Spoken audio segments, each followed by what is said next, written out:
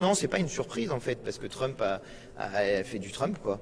Et Kamala Harris a fait je sais pas quoi, du Hollande, quelque chose comme ça. Et ça donne un résultat à la fin qui est celui qu'on a sous les yeux. Et il y a une inquiétude aussi en France que certains veuillent suivre cette voie à gauche, c'est-à-dire une voie molle, une voie souple, qui à la fin amène l'extrême droite au pouvoir. Et on peut pas tolérer ça en France. Donc il va falloir se réveiller et se réveiller dur là. C'est très inquiétant. C'est très inquiétant. Enfin, moi, j'ai une pensée pour les Ukrainiens, pour les Palestiniens, pour beaucoup de femmes, pour tous ceux qui vont être victimes du dérèglement climatique. Donc là, c'est quand même quelque chose d'assez terrible. Et puis, effectivement, pour moi, depuis juillet, et puis la tentative d'assassinat et cette image qui était d'une force assez terrible, avec Trump le bras levé et l'oreille en sang, envoyait un message qui était assez terrible. Et puis bon, je crois que Kamala Harris est arrivée beaucoup trop tard.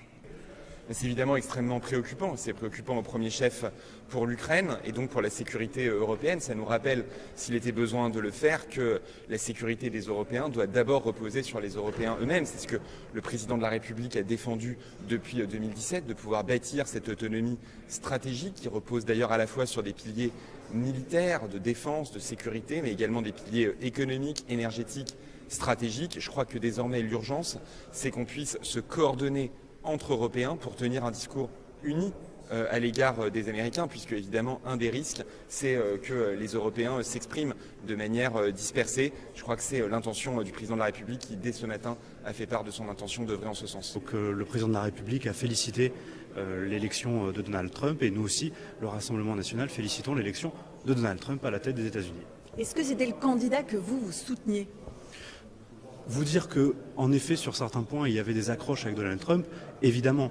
Mais nous sommes avant tout français. On a toujours dit qu'on ne voulait pas faire d'ingérence et qu'on n'appréciait pas non plus les ingérences étrangères en France. Donc on a laissé libre cours à la démocratie aux États-Unis. On n'est pas là pour s'exprimer ou pour choisir. On peut avoir des points d'acquaintance, mais on a tenu véritablement, et ça a été la position ce matin rappelée par Marine Le Pen et Jordan Bardella, de laisser les Américains décider de leur destin. Est-ce que c'est une bonne chose, Est-ce que c'est une bonne chose pour la France? Est-ce qu'il n'aurait pas mieux fallu Kamala Harris que le président des États-Unis plutôt que Donald Trump? Écoutez, c'était la même question par rapport avec Joe Biden. Moi, je ne suis pas convaincu, comme Jean-Philippe Tanguy le dit régulièrement, que nous ayons des amis à Washington. Il faut toujours se méfier du grand frère américain.